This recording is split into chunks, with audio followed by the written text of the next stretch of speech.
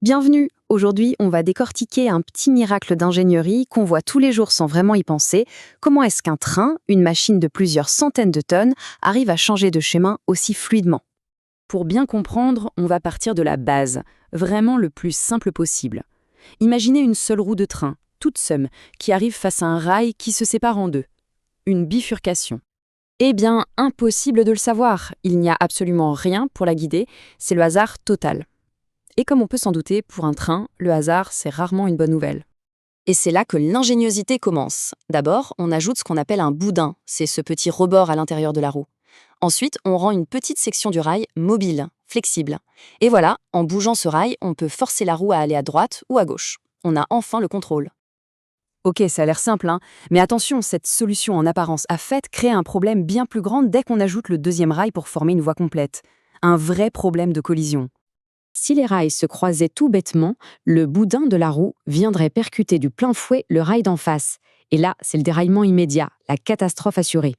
La solution, c'est une pièce très astucieuse qu'on appelle le cœur de croisement. Son but est simple, créer un petit passage, un vide calculé au millimètre près, pour laisser passer le boudin de la roue sans qu'il ne heurte quoi que ce soit. Ah, c'est un peu le quotidien des ingénieurs, ça. On résout un problème, et hop, on en crée un autre.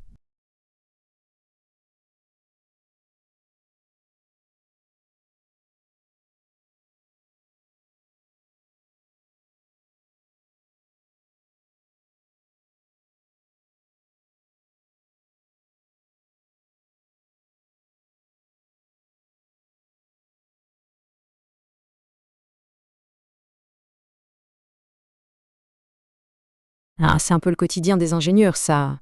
On résout un problème, et hop, on en crée un autre.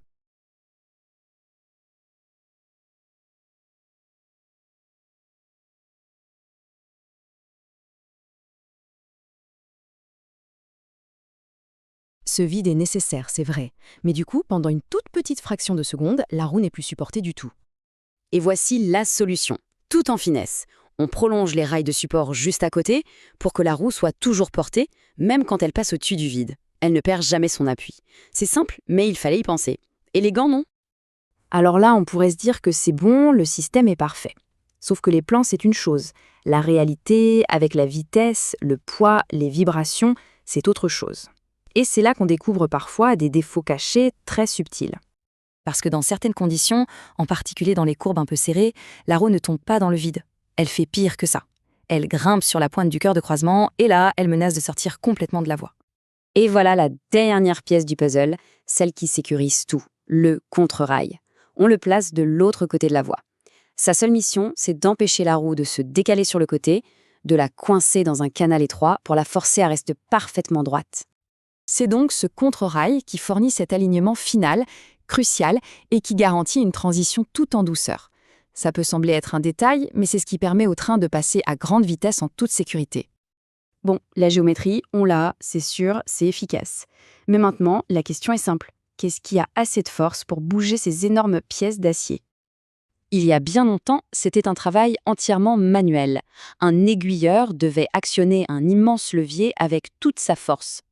Aujourd'hui, bien sûr, tout ça est fait par une machine puissante et intelligente, le moteur d'aiguillage.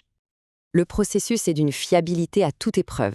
Le système reçoit un signal, un moteur électrique démultiplie sa force pour déplacer les rails, et surtout un mécanisme vient tout verrouiller en position. Impossible que ça bouge accidentellement, la sécurité avant tout. Et pour optimiser la maintenance, il y a une autre idée brillante. Les pièces qui s'usent le plus vite, celles qui subissent le plus de contraintes, sont conçues pour être modulaires. Comme ça, on ne change que la petite section usée, ce qui économise énormément de temps, d'acier et d'argent.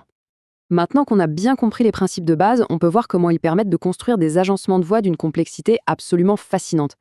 Les ingénieurs ont développé des aiguillages incroyablement sophistiqués. Il y a l'aiguillage triple, qui offre 3 directions possibles. Ou encore la traversée jonction double, qui permet à un train de choisir entre 4 itinéraires différents à un seul croisement. C'est un véritable ballet qui se joue dans les gares modernes. Finalement, ce qu'il faut retenir, c'est que chaque composant qu'on a vu est le fruit de décennies d'amélioration.